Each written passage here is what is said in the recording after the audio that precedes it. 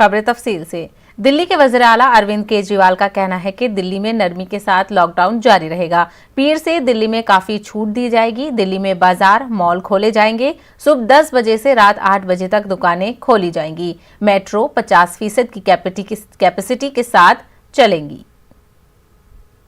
ये वाला जो लॉकडाउन पिछले हफ्ते ऐलान किया था वो सोमवार को सुबह 5 बजे तक है। उसके आगे भी लॉकडाउन जारी रहेगा, लेकिन काफ़ी सारी और एक्टिविटीज़ में रियायत दी जा रही है, उनको खोला जा रहा है। एक तो जितने बाज़ार हैं, मॉल्स हैं, उनको खोला जा रहा है ऑड इवन के बेसिस पे कि आधी दुकानें एक दिन खुलेंगी, आधी दुकानें दूसरे दिन खुलेंगी, आधी दुकानें एक दिन, आधी दुकानें दूसरे दिन। 10 बजे से सुबह 10 बजे से शाम को 8 बजे तक दुकान नंबर के हिसाब से, ऑड इवन के हिसाब से दुकानें खोली जाएंगी। दूसरा, जितने दिल्ली में सरकारी दफ्तर हैं, उन सरकारी दफ्तरों में ग्रुप ए ऑफिसर्स जो हैं वो 100% काम करेंगे और ग्रुप बाकी उसके नीचे वाले जो हैं वो 50% काम करेंगे। लेकिन जो एसेंशियल सर्विसेज में काम करने वाले कर्मचारी हैं वो 100% काम करेंगे और हर एचओडी डिसाइड करेगा कि किसको एसेंशियल सर्विस कहना है और किसको 50% करना है और किसको 100% करना है। जितने प्राइवेट ऑफिसेज हैं उन सभी प्राइवेट ऑफिसेज में 50% मैन पावर के साथ वो खोले जा सकते हैं।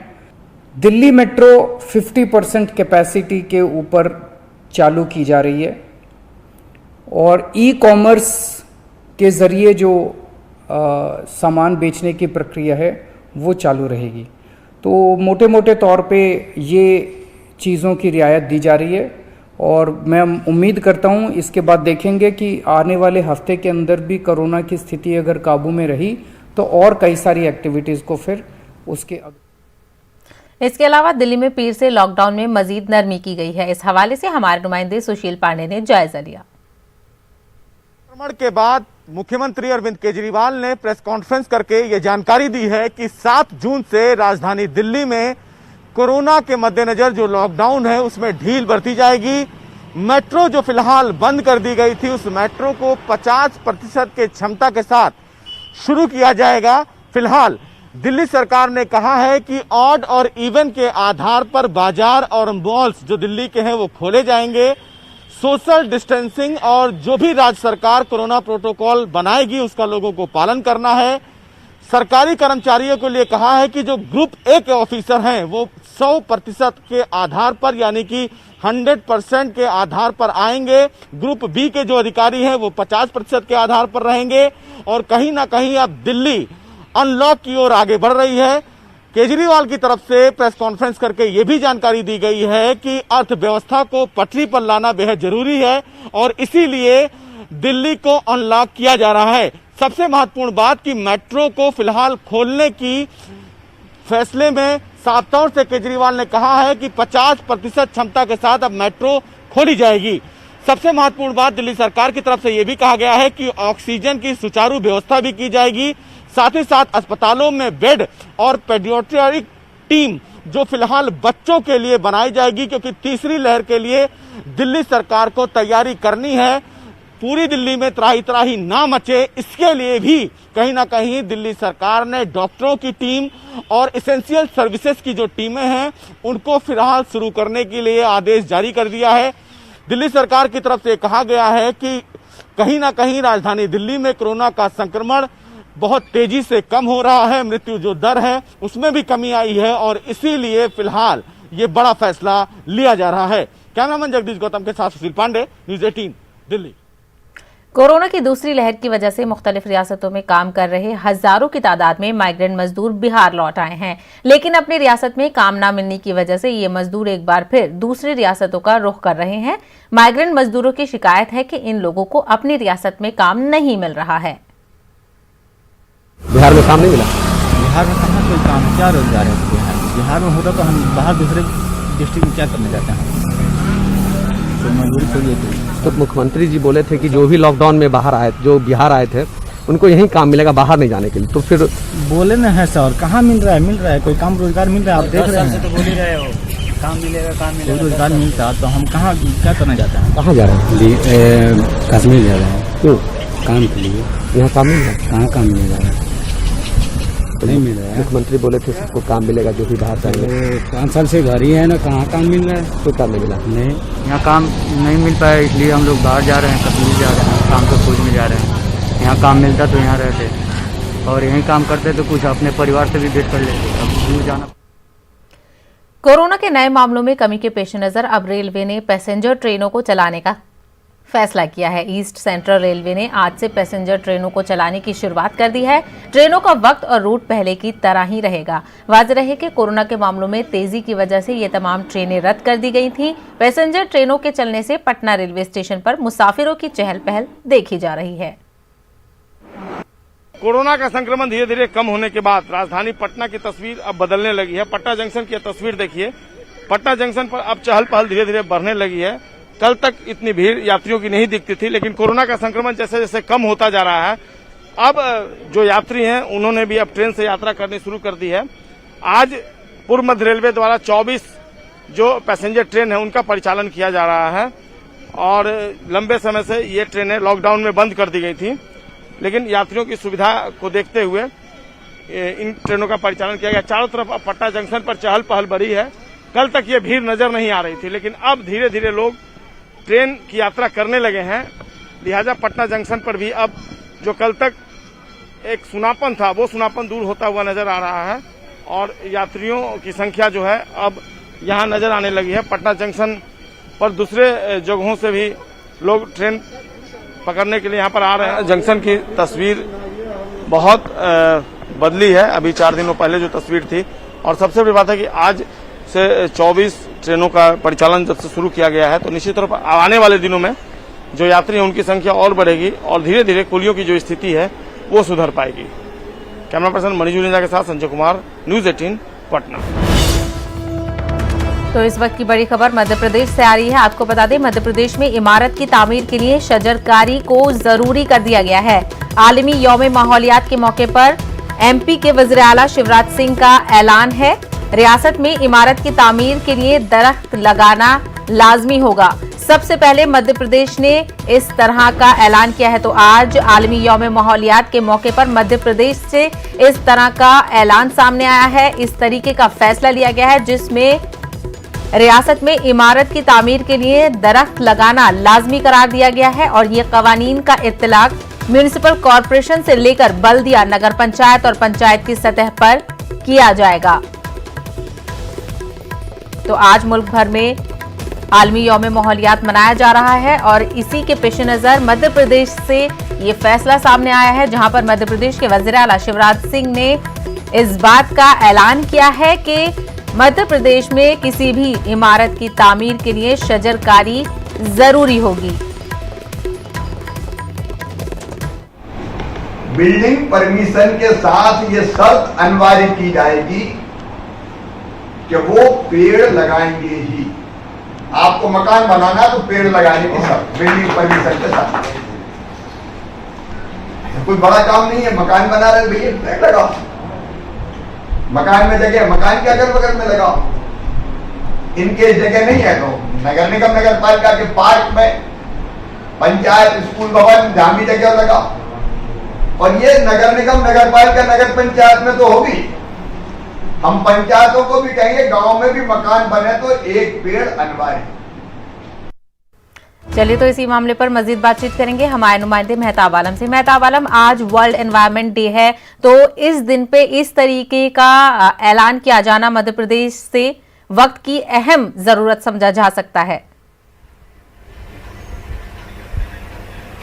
साहब, इसकी वजह यह है कि आलमी माहौलियात की आज हम बात कर रहे हैं और फिर जो है कोरोना के कहर में ऑक्सीजन की किल्लत से तमाम लोग वाकिफ हैं।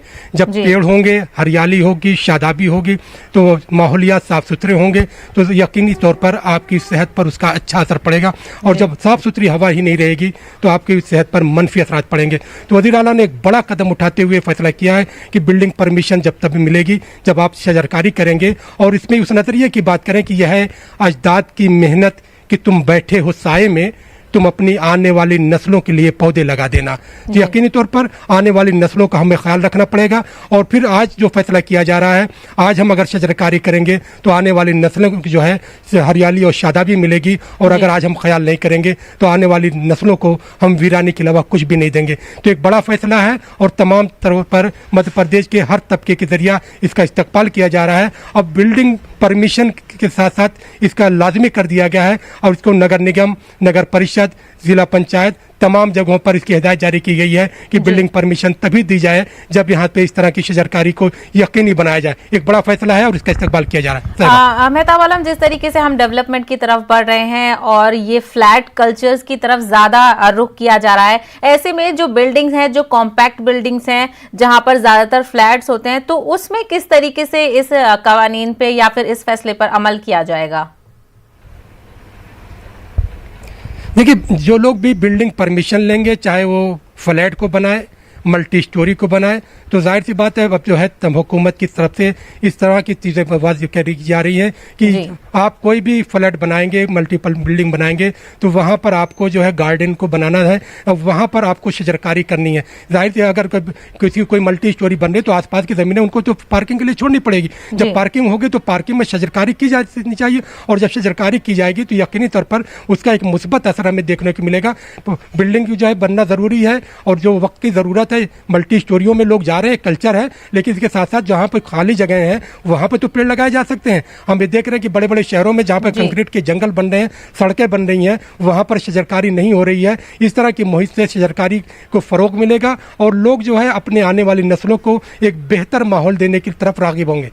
और एमपी ये पहली रियासत बना है जिसने इस तरह का ऐलान किया है, तो क्या लगता है और दूसरी रियासतें भी इससे सबक हासिल करेंगी और वो भी अपनी रियासतों में इस तरीके के हुक्म का ऐलान करेंगी? यकीनी तौर पर यह किया जा सकता है, इसकी तकलीद की जा सकती है, और एक अच्छा फैसला और ऐसा फैसला जो इंसानियत की बका से जुड़ा हुआ है, इसमें सियासत का दखल नहीं है। ये हो सकता है कि वज़ीर आला ने आलमी माहौलियात पर इस ऐलान को किया है, इसको लोग भारतीय जनता पार्टी के उसे जोड़ के देखें, लेकिन अगर इस पर अलग हट के सामाजिक तौर पर देखें तो एक अच्छा फैसला और इसका इस्तेमाल किया जाना चाहिए। और इससे पहले कि अगर मैं बात करूँ, वज़ीर आला शिवराज सिंह ने जो है 2015 से 2018 के बीच जो है यहाँ पर मध्य प्रदेश में तहरीक चलाई थी और जो है शजरकारी में करोड़ों पेड़ लगाए गए थे। और पिछले अगर मैं लॉकडाउन की बात करूं, मार्च से लेकर अब मई तक उन्होंने सैकड़ों की तादाद में राजधानी भोपाल में पेड़ लगाए। रोजाना एक पेड़ लगाने के बाद ही वज़ीर आला कोई बयान देते थे। तो इस तरह से शजरकारी को फरोग देने की एक अच्छी कोशिश है और इसका इस्तेमाल किया जाना चाहिए। और फिर जहां तक कंक्रीट के जंगल का सवाल है, कंक्रीट की बिल्डिंग की बात है, मल्टी स्टोरी की बात है, ये तमाम तामीरात होंगी, लेकिन जहां जहां भी बिल्डिंगें बनेंगी उनके आसपास जब शजरकारी होगी तो उसका फायदा, ऑक्सीजन लेवल जब बढ़ेगा, ग्रीन रीच बढ़ेगी, शफाफियत बढ़ेगी, तो इसका सेहत पर अच्छा असर देखने को मिलेगा। बिल्कुल, तो ये एक बेहतर फैसला माना जा सकता है और हमने भी लगातार शिवराज सिंह को शजरकारी करते हुए देखा है। मेहताब आलम, लोगों का इस ऐलान पर क्या रिएक्शन आ रहा है? देखिए, लोग जो है जैसा कि मैंने बताया कि लोग इस ऐलान को मुस्बत तरीके से देख रहे हैं, लेकिन उनका कहना है कि ऐलान सरकारी ऐलान बनकर रह जाना चाहिए, बल्कि इसको एक तहरीक की शक्ल देने की जरूरत है। जब भी बिल्डिंग की परमिशन दी जाए, बिल्डिंग परमिशन के देने के साथ साथ ये यकीनी बनाया जाए कि जिस बिल्डिंग की परमिशन दी गई है, मल्टी स्टोरी की परमिशन दी गई है, वहां पर जाके देखा जाए कि क्या बिल्डिंग की मुकम्मल होने के साथ साथ वहां पर शजरकारी की गई, जो शजरकारी की गई वो पेड़ जिंदा है या नहीं है, उन तमाम चीजों को भी यकीनी बनाने की जो है लोग बात कर रहे हैं। और जो अवाम चाहते हैं, और जाहिर सी बात है सरकार जो है कोई कदम तब तक जो कामयाब नहीं हो सकता जब तक कि अवाम की उसमें शमूलियत न हो। और अवाम में चाहते हैं कि ये फैसला जो ऐलान किया कि एक अच्छा फैसला है, लेकिन इसके अमली इकदाम भी किए जाएं ताकि ये फैसला फाइलों में दब कर न रहे, बल्कि जब अमली इकदाम किए जाएंगे तो इसके मुस्बत नतीजे निकल कर आएंगे और उसको एक अवामी तहरीक की शक्ल दी जानी चाहिए। बिल्कुल, आज वर्ल्ड एनवायरनमेंट डे के मौके पर यही कहा जा रहा है कि माहौलियात का तहफ्फुज और उसकी सलामती हमारी जिम्मेदारी है। हमें अपनी जिम्मेदारी को समझने की जरूरत है और ज्यादा से ज्यादा पेड़ लगाने की जरूरत है। मेहताब आलम, हमसे बात करने के लिए बेहद शुक्रिया। ब्रेक के बाद आपका खैर मकदम है। आज आलमी यौम माहौलियात मनाया जा रहा है। इस साल आलमी यौम माहौलियात की थीम है माहौलियाती निजामों की बहाली। पेश है ये रिपोर्ट।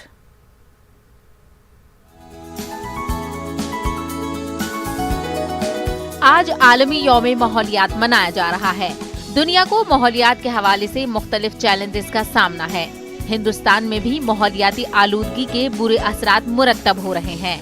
अक़वाम मुत्तहिदा के इदारा बराए सेहत के एक सर्वे के मुताबिक एशिया की तीसरी बड़ी मईशत भारत के 14 शहर आलूदा फिजा के बाइस दुनिया के बदतरीन 15 शहरों में शामिल हैं। दिल्ली 2014 में दुनिया का आलूदा तरीन शहर करार दिया गया था, ताहम अब उसकी रैंकिंग में कुछ बेहतरी आई है और 2018 तक ये दुनिया के आलूदा तरीन शहरों में 6ठे नंबर पर था। देखा जाए तो स्वच्छ भारत अभियान का भी खातिरख्वाह फायदा नहीं नजर आ रहा है। माहिरीन हर साल इस दिन को मनाने के लिए मुख्तलिफ थीम का इंतखाब करते हैं ताकि इस दिन पूरी दुनिया में एक ही मसले को जेरे बहस लाया जाए। इस साल 2021 के यौम माहौल का उन्वान माहौलियाती निजामों की बहाली, इकोसिस्टम रेस्टोरेशन है। इस दिन अक़वाम मुत्तहिदा के माहौलियाती प्रोग्राम UNEP की जानिब से अगले 10 वर्षों को माहौलियाती निजाम की बहाली की दिहाई भी करार दिया जा रहा है, जिसमें कुर्राए अर्ज पर मौजूद मुख्तलिफ माहौलियाती निजामों की बहाली के लिए काम किया जाएगा और उम्मीद की जा रही है कि फितरत और इंसान का रिश्ता अज़-सर-ए-नौ मजबूत और पायदार हो सकेगा।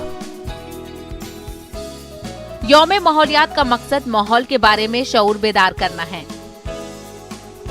1972 में अक़वाम मुत्तहिदा ने आलमी यौम माहौलियात का आगाज किया। आलमी यौम माहौलियात हर साल 5 जून को मनाया जाता है।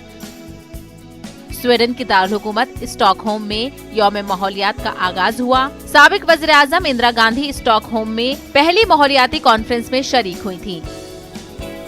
कॉन्फ्रेंस में अक़वाम मुत्तहिदा के माहौलियाती प्रोग्राम UNEP का आगाज हुआ।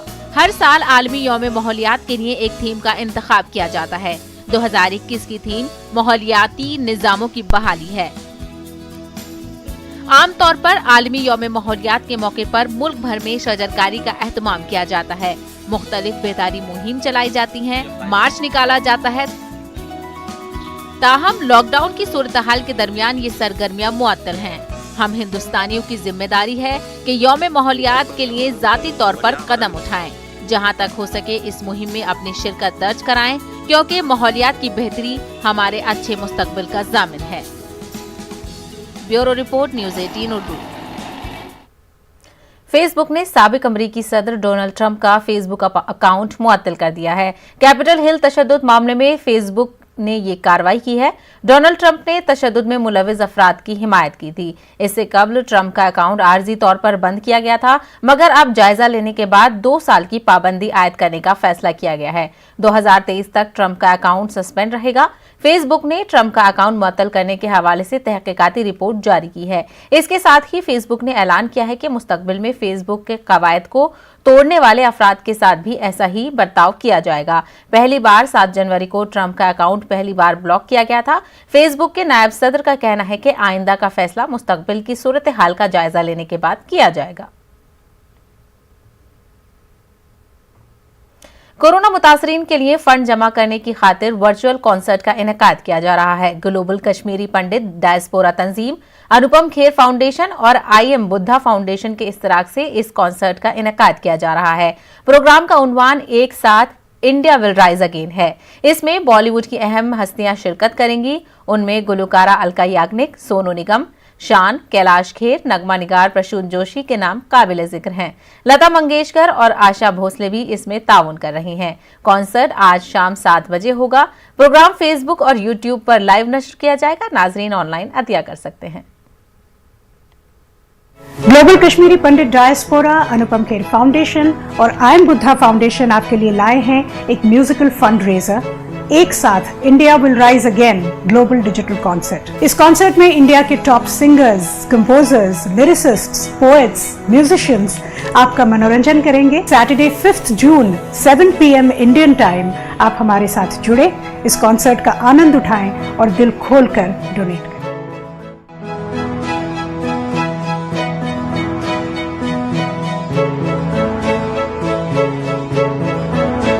कलाकार अपनी शख्सियत से, अपनी मधुर आवाज से हमेशा की तरह आपका मनोरंजन तो करेंगे, लेकिन आज इस मेगा शो आयोजित करने के पीछे जो मकसद, जो दृढ़ निश्चय है, उसका आपके दिल और आत्मा दोनों तक पहुंचना बहुत जरूरी है। इस ऑनलाइन फंड रेजिंग से हम मदद उन लोगों की कर रहे हैं जिन्हें हमारी सख्त जरूरत है। यहां हम जो दे रहे हैं उसके बदले में हमें जो वापस मिलेगा वो कहीं ज्यादा होगा। आज आप उन हजारों लाखों लोगों से एक साथ मिलकर कहेंगे, हम हैं ना।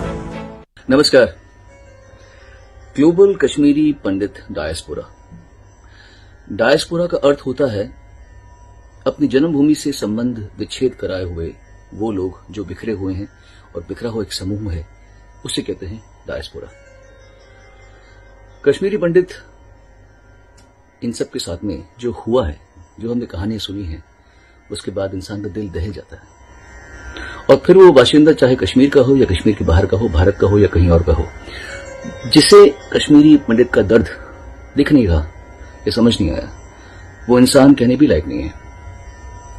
अनुपम खेर जी ने मुझे हुक्म दिया कि मैं ग्लोबल कश्मीरी पंडित डायस्पोरा के फंड रेजर में शामिल हूं, तो लीजिए, हुक्म की तामील हो रही है और मेरी ओर से आपको ये 2 भेंटें प्रस्तुत है। अंत में सिर्फ यही कहूंगा, संदेशे आते हैं, हमें तड़पाते हैं कि घर कब आओगे। An international fundraising musical concert to help all those people who are struggling with the second wave of COVID-19 in India. A galaxy of celebrities have joined hands and will be part of this global campaign. This concert will be streamed on I Am Buddha Facebook page and I Am Buddha YouTube channel. एक साथ India will rise again. Corona वबा के दौरान बाहमी इमदाद और इंसार का जज्बा मुस्तहकम हुआ है। मुल्क इस वबा से मुत्तहिद होकर मुकाबला कर रहा है। टीकाकारी के ऐलान के बाद हम बेहतर ताउन करें, जिससे हम कोरोना को मात देने की जानिब कदम बढ़ा सकें।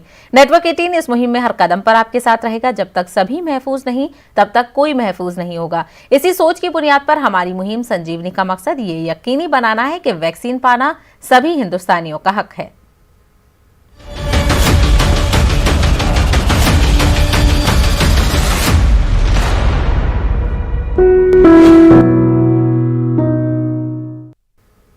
नेटवर्क 18 फेडरल बैंक संजीवनी गाड़ियां पूरे मुल्क में कोरोना वायरस से मुतासरा अजला में गश्त कर रही हैं। वैक्सीन की अहमियत के हवाले से बेदारी लाने की हमारी कोशिशों को आपकी तायद की अशद जरूरत है। आइए एक नजर डालते हैं कि संजीवनी गाड़ियां किन इलाकों में हैं।